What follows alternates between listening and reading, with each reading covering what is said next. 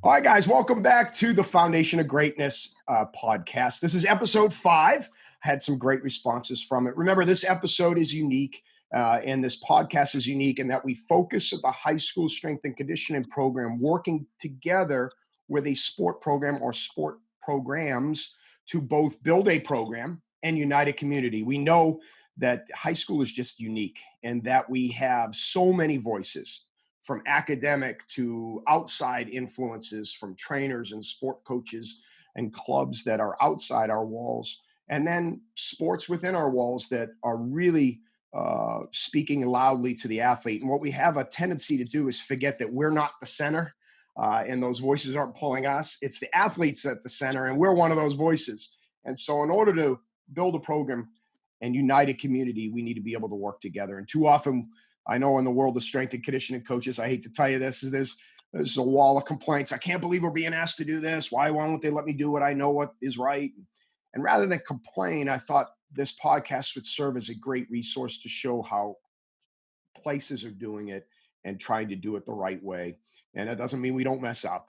And it doesn't mean we don't have disagreements. It just means that we work through it with the idea that that athlete is at the center. So I'm going to do a real quick intro. You know, we've done this from our podcasts so far that will include the bios, but we do a quick intro because you probably want to know who you're listening to. So, Coach, this is from York High School, York Comprehensive High School. And our first guest is Mark Hoover, the strength and conditioning coach. So, Coach Hoover, would you introduce yourself and then pass it on down the line? Yeah, I'm Mark Hoover. I'm the strength and conditioning coach here at really for York School District 1. And we're expanding that as we go. But I've been here for, I guess this is my 4th year now. And before that, I was at Piedmont High School in North Carolina for 6.5 years. And I guess this would be year 21 of working in strength conditioning, and 14 or 15 of those I also coached a sport. Outstanding. Coach Boyd is joining us. Well, Coach Boyd, would you introduce yourself? Yeah, Ning Boyd. I'm the head football coach here at York. I've been here. This is my 2nd year. I've been coaching 34 years. I was at Marlboro County for 22 years, Williston Elko for 3 years, and as an assistant at Hartsville High School for 7 years. I'm a graduate of York High School, 1983 graduate, so got to come back home. But been doing this for 34 years now. I'm real excited about being on the podcast today. Thank you for having us. Yeah, you're welcome. That's going to be a unique point of an alum coming back. I can't wait to explore that a bit. And Coach McCoy, would you close us out on our intros? Yeah, my name is Jordy McCoy. I've been coaching basketball for 14 years. I'm the head girls basketball coach at York. This is my 4th season. I was the head boys basketball coach at Chesterfield High School in South Carolina for 7 years, and assisted boys basketball at Rock Hill High for 3 years before that. So just like Coach Boyd said, I'm excited to share some thoughts and be on this podcast as well. Yeah, outstanding. Well, guys, thank you so much for joining us. And I know it's busy in the middle of a very unique school year. So thanks for taking your time. I always like to kind of maybe get it started off with a discussion point and just see where we go and kind of guide it down the line. But what I would say is, I know you've all been there and come in and out at different points. But let's talk about specifically where we're currently, the current state where we're at with your programs in regards to strength and conditioning. And maybe, Coach Hoover, you start us off with how do you initiate communication? We know communication isn't key. You and I both know that connection is key, right? We know that without connecting, communication are just words. So how do you initiate through communication a connection to both Coach Boyd and Coach McCoy? They could be different. They could be the same way. How do you initiate communication in order to start finding out what they need? Because, you know, as strength and conditioning coaches, we have a skill set, but we certainly aren't stepping on the toes of a sport coach and their skill set. So how do we be able to communicate with them effectively? Well, I think, your initial approach is in any situation like that is to approach it from the standpoint perspective that we all want the same thing. Our goals are all the same. It's what's best for the student athlete, what's best for the sports program. And, like you said, we have a skill set and we have some things that, we kind of want to do, but you also need to, have a discussion with the sports coach about some of the things that they really find important. And you got to get past your mindset that, well, that's not really doing anything for us when, if it's important to the coach, it'll be important to the players, it needs to be important to me. And I think, again, like you said, it was a little bit different in each situation because football is kind of, the initial reason that my position was probably tied together a little bit, automatically.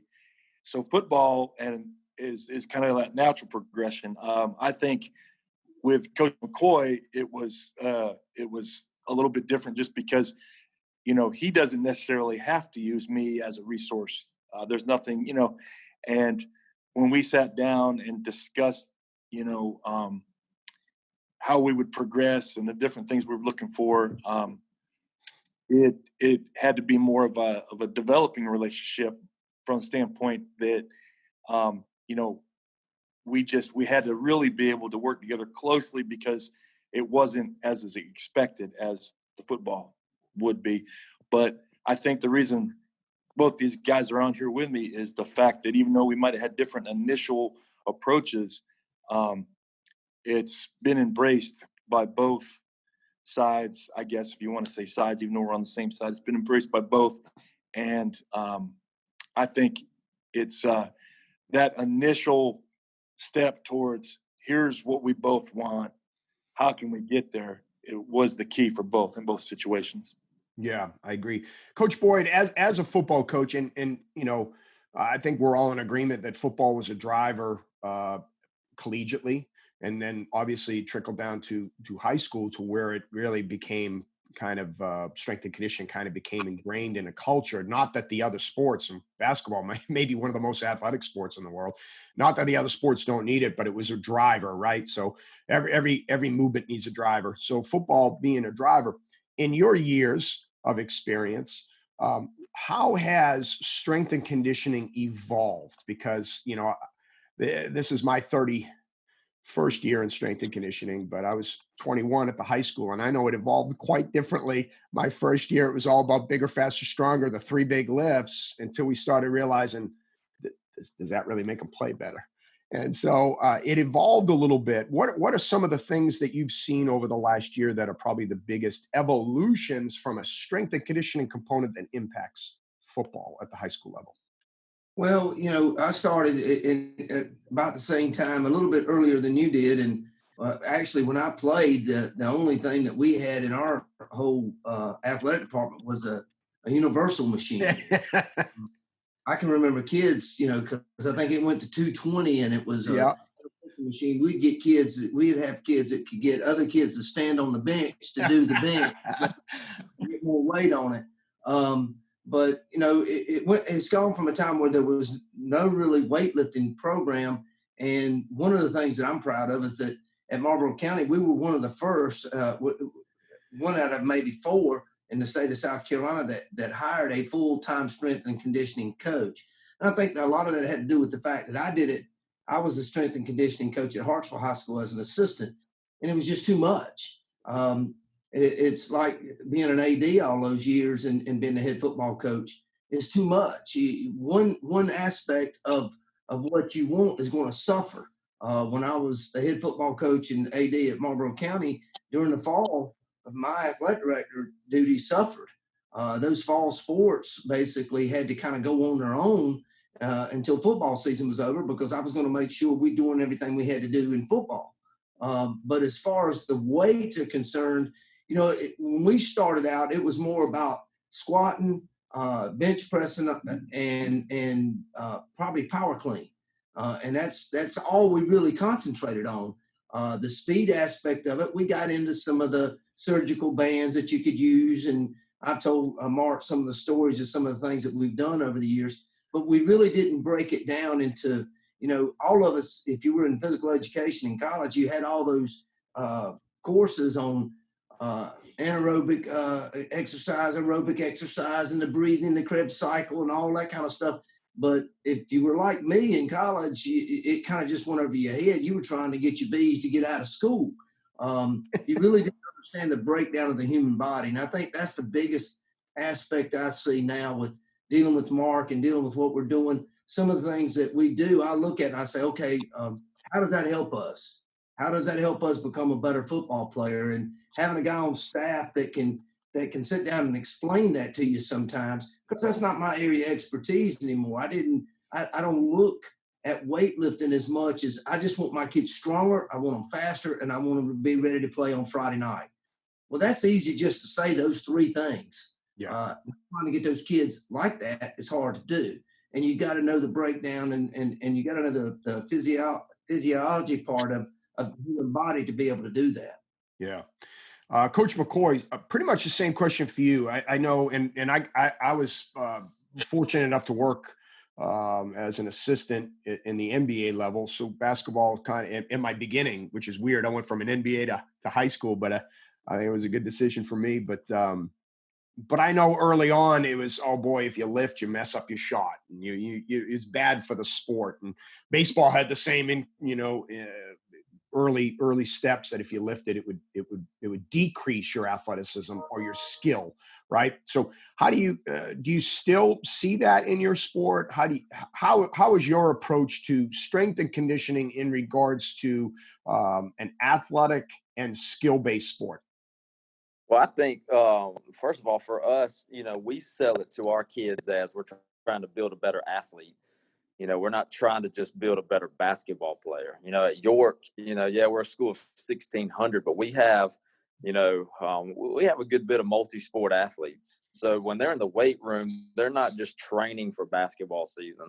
And Coach Boyd will tell you, they're not just training for football. They're training for multiple. We're just training them as an athlete. So the excuse of it's going to affect my shot, this and that doesn't really even come into play with us because they have bought into, hey, we're training to be an athlete. And I think that really starts from the top.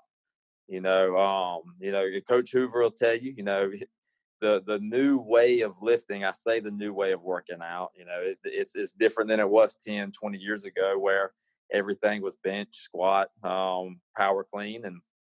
And my first 7 years as a head coach, I coached boys basketball and I coached football at a two-way school. We didn't have a strength coach. We were the strength coaches. So we were just, let's put as much weight on there to get them as strong as possible, because that's how we had been taught and that's how we had done things. And we played and that's what we did. But having a strength coach around you it benefits you so much more because, Coach Hoover will tell you, he's not going to tell me how to coach a basketball practice.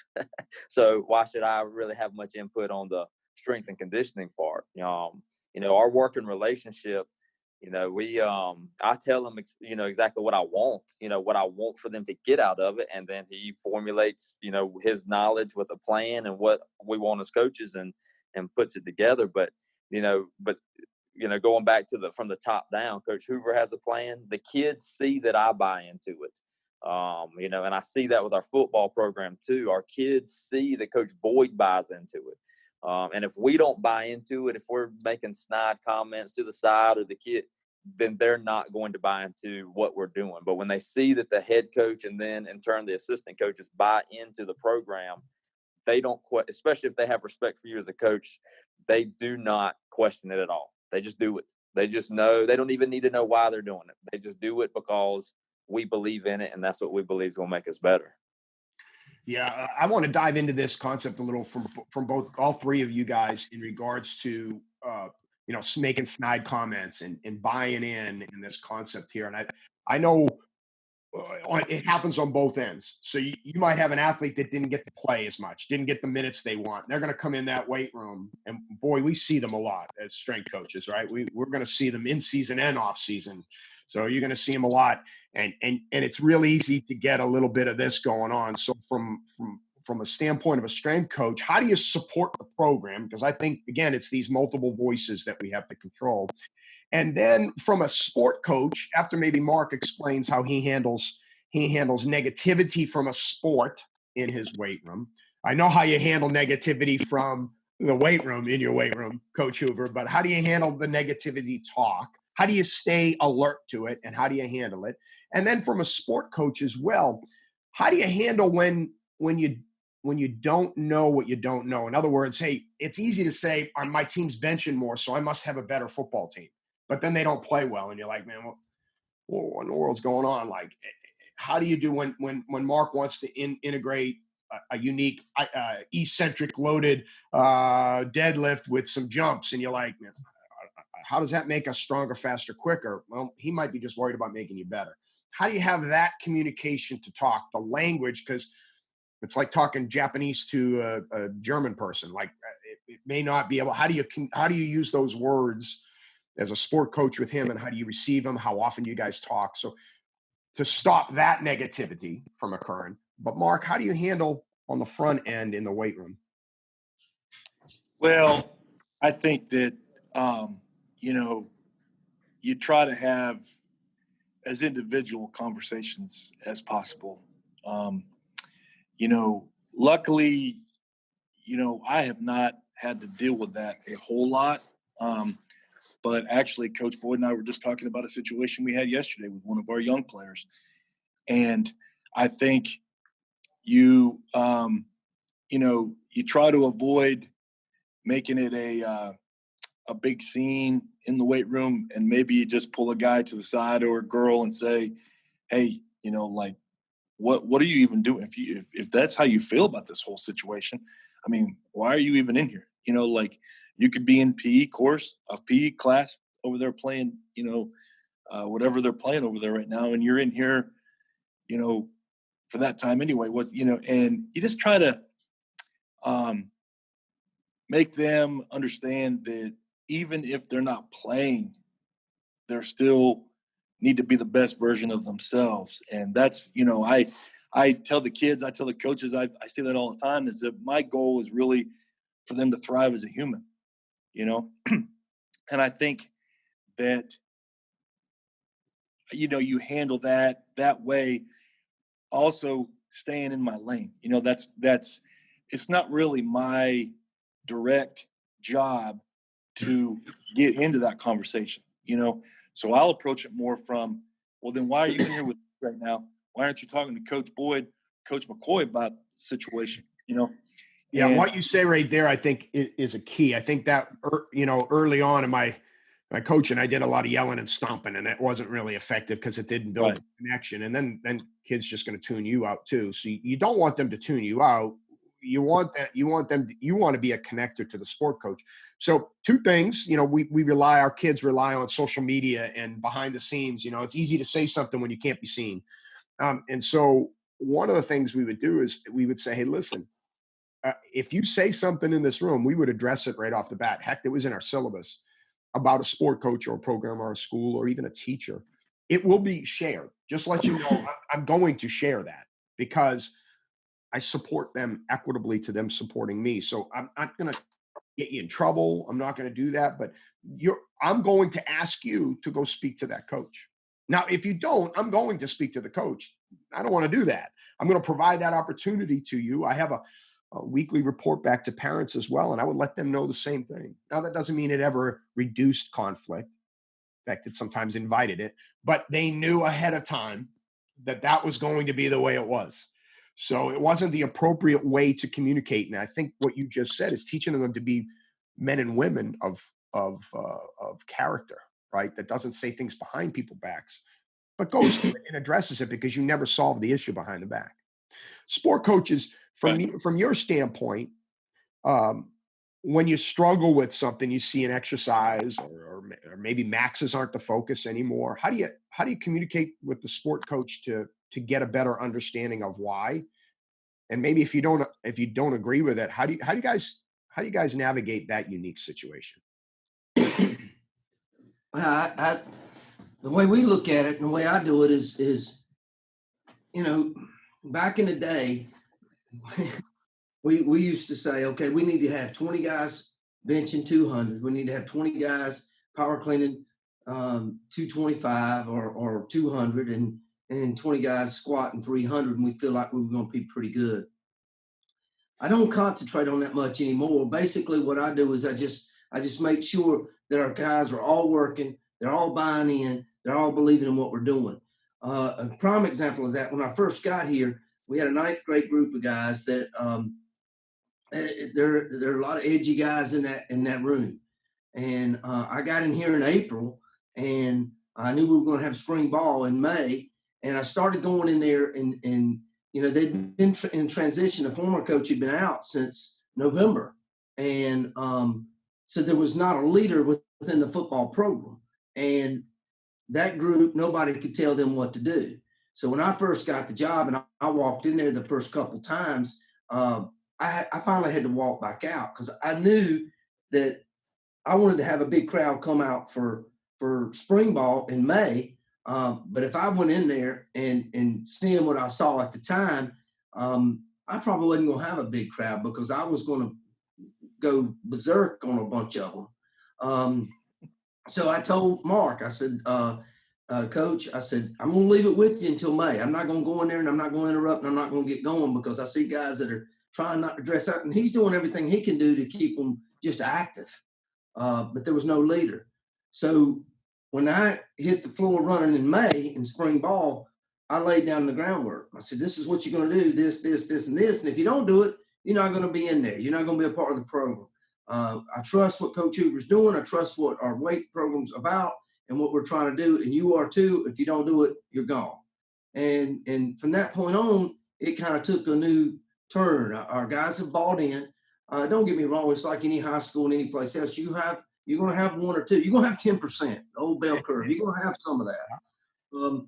But for the most part, most of them buy in. The young man we were talking about this morning was making those comments. He's a sophomore. He's a JV player. And he's on the verge of not being on a part of our group because he's having the same issues out on the field. You're going to have that. So getting those kids to buy in, getting them to understand that you got the strength coach's back and he's got your back and we're all in this thing together. And we've got a moniker that our slogan that we call it the York way. And you're going to do it that way. And basically what that stands for is doing things the right way. If you don't do it the right way, you're not going to be in that room. You're not going to have the opportunity to lift. And the biggest key to that is if you don't have the opportunity to lift, you don't have the opportunity to stay healthy where you're playing a sport, and you don't have the opportunity to get better. And those are the two things that everybody, including the athletes and the coaches and everybody, should want to have happen. And our kids understand that, I think. Yeah, amen. I love it. So you tie right in. I think the two things that anyone can agree on, it isn't bigger, faster, stronger. It isn't 40s going down and verticals going up. Hey, listen, those are great things.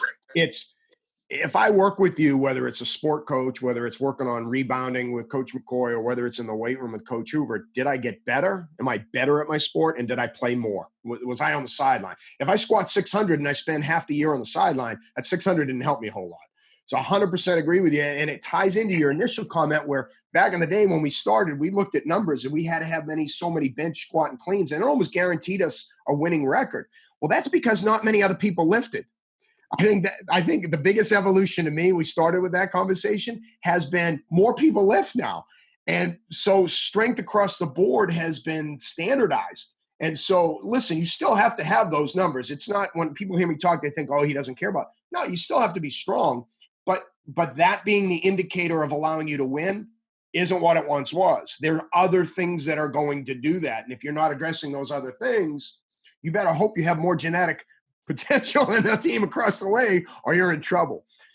Coach McCoy, for you too, same kind of question. A little unique to you with your sport is that you have AAU and sport clubs and personal trainers that have a high influence rate on your sport as well, that pull from both basketball development and physical development. How do you coordinate that with Coach? You know, they have AEU in the summer, and yet you want to develop them for preseason and get ready for basketball. How do you work together with all that pulls in the uniquity of the basketball world? Well, the biggest thing that our kids understand from the get-go is no matter what they do outside of our sport, whether it's playing another sport here at the school or playing travel basketball, softball, volleyball, because we have them all, is that the weightlifting, that's never going to be a negative thing for their sport. And then they know that. So we very, very rarely have them use the excuse of I've got this, so I can't lift, because they know that the lifting is going to help for whatever they're doing. They know that a lot of our strength and conditioning is injury prevention. And they know that the stronger they get, the better they are preventing those injuries from the overplay. And that's one major thing, especially with female basketball. ACL injuries are through the roof.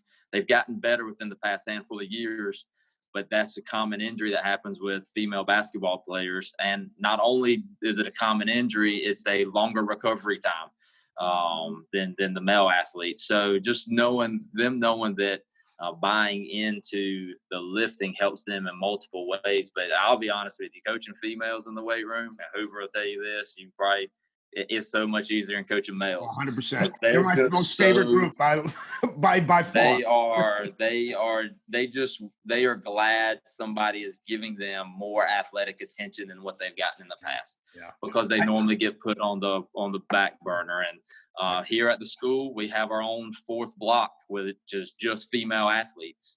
So they get individualized attention for their for female athletes. And just knowing that they have that, knowing they have coaches that support them in their lifting and their strength conditioning really helps. Yeah, that's awesome. Coach Hoover, kind of tie in all this talk about getting buy-in a little bit. I know you have created a rubric there that your sport coaches have bought in so to use that real quick, because I've seen the football coach talk about it a little bit. So the rubric in the weight room, maybe you guys play off of how you use it, Mark, and then maybe Coach Boyd, how he communicates that when someone isn't scoring well on a certain thing, and how you address it. How do you guys coordinate? I think that thing is awesome. As you know, Mark, it was in one of my presentations. I asked permission to share that. I think it's a really fantastic thing. And maybe we can put it in some of the details of this podcast. So I'll put a little sample if you're okay with that. But go ahead and maybe explain that a little bit. I think it's an awesome component. Well, it was a standalone kind of thing at first. It was really in the weight room specific, based on trying to figure out a way to hold kids accountable, but give them, like, you can say, all right, everybody, we got to work hard. But that is such a general term that work hard for one person is completely different. So what the rubric did was I could give them a grade, a score. And that rubric came up with, it was kind of an idea that, I got something in the mail years and years ago from Clemson that had some of those words and what you would be if you did this. There was no, and then I saw Brian Clark out at Brian Clark's place. He had a very similar, kind of those steps up, and it kind of morphed into that. So for a while I was using that as a standalone piece. Like, here's your grade. And I would point, all right, are we being compliant here? Are we being, what are we being here? When Coach Boyd came in, the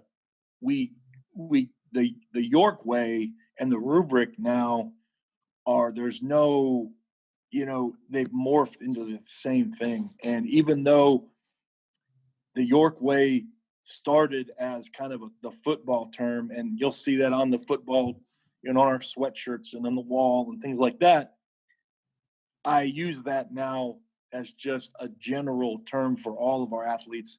Anytime we talk about, all right, here's what we need you to be. The York way isn't being average. It's not just going through the steps. It's not, it's not showing up 5 minutes late, and all of those things are on the rubric and give a score. So it's kind of become still part of our grading system, although I will be perfectly honest with you, it's so different now with our classes than it's been over the years. I'm hard pressed to find too many times when their grades dip too far, because the process I use before I dip their grade is 1, go to the coach, 2, go to the parent, 3, drop their grade. 100% of the time before I get to 3, usually, it's taken care of. And normally I don't even, especially with the 2 coaches I had on here, I never need to get past go to the coach. And those coaches, Jordy and Coach Coach Boyd, they're in the weight room with me. If they're not in the weight room with me at the time, it's because they're pulled away for some, but they're in there. So it's kind of morphed into this. The York way is kind of, the rubric is now kind of just the entry, the numerical values of the York way and how we grade it. So it's really become a pretty cool, like cultural piece now. Yeah, no, I love it. It's in you reference the word. So it's, we all know the kid that's resistant, right? And yes, Boyd talked about that. You have those, and listen, we're not giving up on them. We're trying to get them, but there's steps, right? But the biggest struggle for us is the kids that do everything that they're asked, but they don't do anything more. They're capable of far more, but they just stay in that compliant role, right? How do you get them held? How do you get them to do more than they're asked, and then bring people along with them, right? Because that's leadership over management, and we know that's what we want to do because that's going to affect their lives. And so that's what your rubric is about. And I love it because it ties into, I believe, what gets measured matters. I believe kids care about the bench press because we measure it. And so if you're not going to measure or put a number with culture or character, you could talk about it till you're blue in the face, and they're just not going to do it. So, Coach, how do you handle that when maybe Coach Hoover, or if you're in the right room, you see it from a football coach's perspective of getting that compliant guy to compelled? How do you handle those situations? What are the words that you use? What are the challenges you provide? I think what we do is I use examples a lot, and I talk to them about what are your goals? What do you want to do? What are your aspirations? All right. Now, how do we get to those? All right. What is the steps? What are the ways that we can get better? And I think last year we did what we called the York Built Games, and we didn't get to finish because of COVID. But we had those same ninth graders that I talked about being such tough little eggs. And when I first got the job, we had them as 10th graders. And when we first started with our rubric, we were not seeing any 3s and 4s. We were seeing 2s and 1s. Well, we put them in teams of 5. And once we did that, and they could start seeing that they were hurting their team and hurting their teammate and hurting the groups that they had. And we made every one of our teams, we put them in groups of 5 in the classroom, and every one of our teams were named, we're the Cougars. That's our logo. That's our mascot. So every team had to be named after some type of cat, Cougar Cats, whatever, the 2020 Cats. They came up with all kinds of names. We gave them a little leadership in that, or a little leadway in that. And then we started showing them, all right, who did you bring forward today? Well, Coach, I just did the workout, but I did it all. I did everything. All right, you didn't feel intimidated to help you to try to do more. No, sir. Well, then you weren't compelled. You were compliant, but you weren't compelled. So we gave them examples of it. And slowly you started seeing, as soon as they'd come in the next day, they checked that board, because I'd update the score every day, and they'd check that board, and we'd put pictures of them on social media. Our kids, that's one thing that hadn't changed in 34 years. You pull a camera out, whether it's got back in the day, whether they had film in it or not, that just made things go a whole lot better. Oh yeah. It's like wearing a college, getting an old buddy to come and watch practice and get him to wear a college T-shirt. And then they say, well, who's that? Oh, he's Scout. That's one of our scouts from University of North Carolina. Then practice goes a whole lot better, So you kind of just do that with them, and it seems to, it seems to have worked. I don't think there's a magic formula, but I think the communication, the talking to the kid, because all of them play because they want to have fun. All of them play because a lot of them play because they want to further their education or play college ball. We'll use those things. We're going to have fun with the rubric, with the York Way games and the York Built games. We're going to have fun with that. We did mat drills. We did a bunch of stuff, and we rewarded them. The kids that we needed about 20 kids to go on a special education field trip to be like guys that helped out, and the 20 best scores got to go. Now, the next time we were doing that with the special ed program, they were killing each other to try to make sure they had the 20 best scores. Got them out of school, plus they got to do something that was fun, going to a bowling alley and helping a special needs kid to bowl. So we try to do because part of the York way, the one thing that Mark didn't mention is that when we're in school, when we don't have COVID going on, we try to do two things a month. We try to do one is a community service project, and the other one is something that's fun, like going to a college field trip. We took them last year to a haunted woods, and so we're trying to do things that are fun, but we're trying to make it competitive and trying to get everybody to get to that competitive level. But Mark mentioned it. We don't mention it as much anymore because we got a lot in that 5 spot, which is a good thing, which was what we wanted. Yeah, that's awesome. All right, so maybe we'll kind of headed this direction, Mark, and I know you embrace technology unlike any other. When we first met, not so much. Now you're in, man. You're in the fast lane, which is awesome. What I'd really like to dive into that I've seen, because we could go in many different directions because there's many different technology pieces there, but I think maybe one that's unique is your use of GPS at the high school level and looking at speed of practice and speed of training and speed and how you use that. And Coach Boyd, how you evolve. That's probably the second biggest evolution is technology. First one was everyone trains. Second one is now we got this technology and being able to, you could collect anything you want to collect, but usable data is really important, right? Now, things that affect us and really get them to either play more or play better. So maybe a quick overview, Mark, of GPS and how what you're looking for, and then maybe Coach Boyd, how you're looking at that data as well, I think would be a real unique play because I haven't really seen many people talk about that. The funny thing is that was completely driven by Coach Boyd. I'd always been kind of interested and I'd heard about Catapult and things like that, but I wasn't really. And then we were talking about heart rate monitors and just ways we can attack the edges to give us that relative advantage, where we can make sure that our kids are getting the right level of conditioning and things like that. And he said something about GPS. I think he'd seen it, and I think he'd seen it at a coaches conference or something. He asked about it, and I said, well, that would be awesome. But, at that point, I don't know that the less expensive ones were even an option, or maybe they were and we didn't know. But so then all of a sudden, we invested in some heart rate monitors, which I'm glad we did not. We still use them. But Coach won a grant from USA Football for 4 GPS units, 4 player tag units. So we got those, and I just started looking at the possibilities. And, I love data, and I knew as soon as I got those things, okay, this is going to be time consuming, but it's something that could be totally worth it if we can make the kids better, get them to Friday night healthier. I can use this for other sports. So we ended up, I purchased 3 more, so we had 7, and that kind of started our process. I talked to some guys. Adam Vogel's been using them for a long time in Illinois. About, all right, what do I need to be looking at? And he kind of gave me some outlines, but it collects like 77 data pieces, and you're just like, holy cow, what am I going to do with all this? And I narrowed it down to 7 or 8 pieces. We ended up with getting 6 more.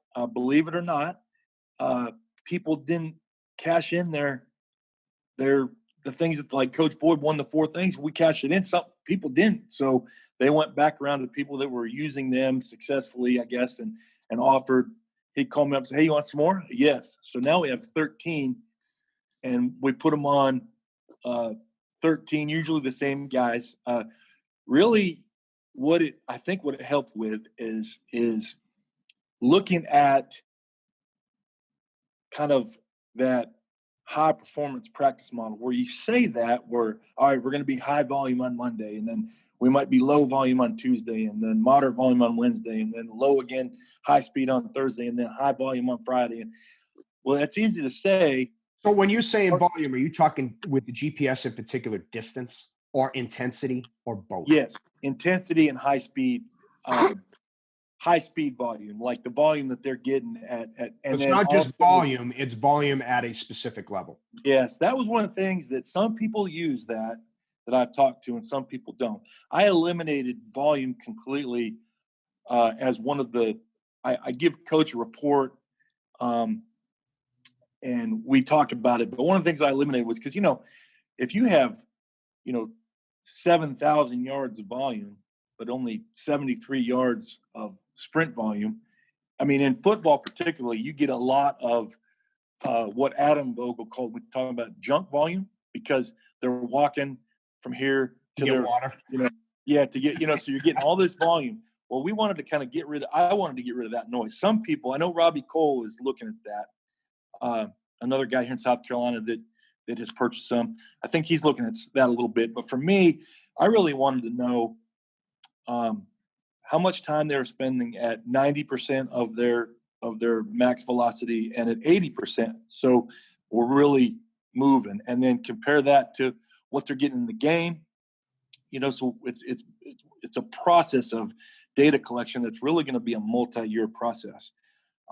But so what I'm really looking at is there's a player load, there's a session score, and there's sprint volume by percentage, but it gives you zones. And what our goal was to kind of,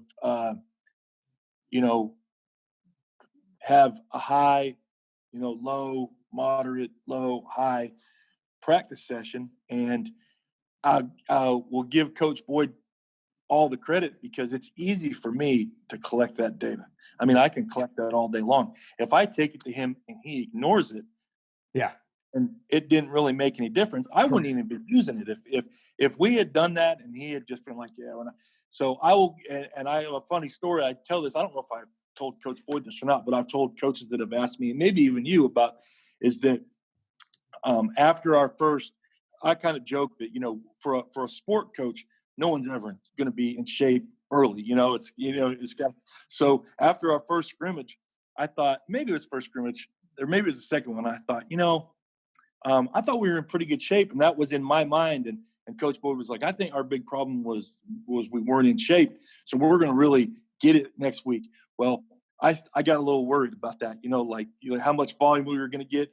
And I'm telling you, that Monday volume was through. I mean, they really got it. They were running sprints. I don't know exactly but he was like, so I went to him. I said, Coach, that was like 3 times the number we need to. He's like, it'll be okay. We're gonna get him all week. Tuesday he come out and he got him pretty good again, not quite as high, and I was like, Coach, here's my recommendation.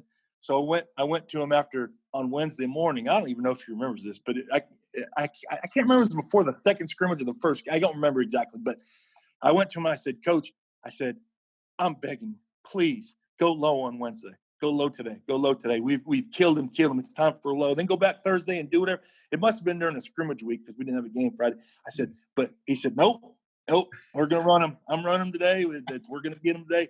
And I'm like, oh no. So, but hey, all right. So Thursday morning, I go down and I collect, they collect up the units for me and they put them, I collect them, I pop them on there and I load them up and I go back and I look, they went low on Wednesday.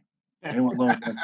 I was like, that's my man right there. He pretended like he wasn't paying attention. Awesome. So Coach, tell me, let me have Coach jump in right there. So Coach, what have you seen from this that maybe your eyes didn't, right? So that's the value of technology, is sometimes it allows you to see stuff that our coaching eyes may have missed a little bit. Right. And I think that's, I've always, I like technology. I'm not real good at it, but I like it. And I've always looked at, I learned early on, watch what the people that are winning and doing things the right way. Maybe you ought to emulate some of what they're doing. So really the technology piece started with the catapults. I just watched Clemson. I've got a son-in-law that is the equipment manager at Clemson. And so I watched them practice a lot. I've been there a lot, and I watched them and I started asking questions about their GPS systems. And when I saw this grant last year, I got on it. But Mark uses this a lot too. He'll say, well, I observed them today and I saw that we just wasn't reacting the way we should. He does that a lot in the weight room. So when those 2 days that he was talking about that, we had scrimmaged the week before, and it was before we get ready to scrimmage the next week. And we scrimmaged 2 really good football teams. So we got nailed pretty good in that first scrimmage. And I said, well, we're going to build some toughness. And he's looking at the numbers. He's been looking at them for a couple of weeks, and he's coming and saying, look, you did a good job here. You did a good job there. And I said, well, look, we're going to crush them this week. The way they play Friday night, we're going to crush them. All right, we're going to build some toughness. We're going to get after them. So I was listening to him, but I didn't want him to know that. Basically, what I think it does give you an indicator of sometimes you think that they're doing more and they're not doing enough, and then sometimes you're doing more than you think they are, and you're wanting to push them even further. So I think it is a good way of helping you as a coach to measure where you stand. I've always been a coach on, we've always gone hard on Monday, hard on Tuesday, kind of backed off a little bit on Wednesday and really light on Thursday because I wanted their legs up under them Friday. Now I've got a way of being able to tell that. Yeah. I can realistically sit down and say, okay, because we've got a kid that's hurt right now. He dislocated his shoulder in the game Friday night. But he's a kid that if you watch him in practice all the time, you think he's not doing anything, or he's not, because he's a talker. He's one of those just, coach came to me and said, we ain't got a kid on the team that runs near as much as this kid does in practice every day. Yep. And if you didn't have the technology, you wouldn't know that as a coach. Yeah. Because he's really just, for lack of a better term, it can be an aggravating little pissant. See, that's one of those things that blind us, though, sometimes, right? Yeah. And we're people too, right? Coaches are people too, and we can get blinded by the kid that we think is world class, and maybe he isn't working to the level that he should, and we can get blinded by the kids that we struggle with, right? So technology can actually be a connector. We often think that technology is a disconnector, right? Hey, look at everyone's on technology. It disconnects from the reality. When used correctly, it can be a great connector to somebody that maybe you're struggling with, but now you can support. Man, you know what? You work as hard as anyone on our team. My kid's eyes might bug out thinking, wait a minute, I thought this coach didn't get what I did. So I love hearing that. I think that's fantastic. That's exactly what happened. Oh, that's good. Yeah, I know that it's kind of a debated topic about the miles per hour, how much it shows, and whether it gives us a good option as far as. You stole my last question for you. As I was going to say this, everyone's talking about, hey, someone went 22 miles an hour of practice today. How are you looking at that? Like, what is that telling you? So we really it's kind of like, and I've said this to a couple people that have asked me the same question the last couple of days. It's kind of like the 1 rep max day. To me, as an athletic development performance professional, that 1 rep max day doesn't really tell me anything that I didn't already know. Yeah. I know he's strong, and based on our APRE use and things like that, I can be plus 5 or 10 for sure on every kid in the weight room right now. But what does the 1 rep max represent to the coaches and the players? It's game day. It's a culmination of, all right, we just worked for 6 or 8 or how many ever weeks. Let's see now. Let's see. I could tell them, guys, you're getting stronger. And if you look at your online program, it says here's your max and here's what your max was. But the football coaches and the football guys want to see that. They want to feel it. They want to, they want to have that. I mean, the energy in the room with Max is incredible. And, so some people don't use that, but I look at it as like, why would I take that away from them when it's such an important piece of the culture? I think miles per hour is kind of that data, like for speed, because they really have embraced that. Like, I'm getting close to 20, we want to have X amount of guys. It's kind of like Coach said with the 20 guys that can clean 225. Well, that is definitely, if you got 20 guys that clean 225, you probably got a bunch of good athletes, and That's kind of the correlation. Well, if you've got 10 or 12 guys that can run over 20 miles an hour at their top speed, it's the same thing. Yeah, you already know they're fast. I think right now is like the dawn of when we started strength. I think you could actually use some of the MPH and create those kind of clubs, and they will matter for the next 3 to 5 years until everyone starts doing it. And then at that point, it won't. So if you just, I quoted you yesterday. It's very similar to the bench, squat, and clean. Yeah, I agree. I quoted you yesterday. What's measured matters. Yep. We want to have a culture of speed. Yeah. Here, you know, that is, we want to be able to take what we do in the weight room and transfer it to the field fast. Yeah. So with a culture of speed, why would you not make a cultural piece be, let's get as fast? And the other thing, you think about the kids, that's all over the NFL now. Yeah. Every time Tyreek Hill runs, the kids are watching that. Well, I think it also gets to the point of getting better and getting faster. So game speed is differently than, so measuring practice speed is different than a 40 time, because that's not really, that's better. And then it helps prepare and protect them. Like if they're not running fast and then on Friday they have to run fast, you're going to have hamstring pulls and you're going to have some tears and hip flexor issues and stuff because they weren't prepared for it. We talked about that, Mark. Like you can do some of these things. If they're not prepared for it, heck, running fast is going to hurt them. So you better. Hey, you know, you talk about that connection. Yeah. I had that with our running backs coach when I was noticing early on, we weren't getting a lot of, in the very early in practice, our running backs were not hitting near top speed. No 90% sprint yardage. And I went to him and I said, hey, we've got to expose them at least a couple times a week, you know, that high. And he said, okay, I'll just add in. He kind of came up with a football, you know, they're going to sprint you know, after he said, let me know that data. And I said, I will. Because he said, well, it's going to be, you're going to see some speed tonight. And I said, okay. Well, I kind of thought next day I get a text. I'm not here like 10 minutes and I get a text from our running backs coach like, I need that data. Like, are you just telling me what happened? So, you know, that's awesome. That is awesome. Well, guys, it's been an hour, believe it or not. I am pumped that you shared all that stuff with us. I think it was great stories. I think it connected purpose and reason and passion and technology, you know, in a way that we do in our unique high school environment. So I'm going to, again, include all your contact information, anything you want to share, so people can reach out if they want further. But blessed to call you guys friends and blessed to have you on the podcast. I want you to have an amazing day and hopefully see you soon. Thanks. Appreciate you having us. Absolutely. Yes, thank you. A lot of fun.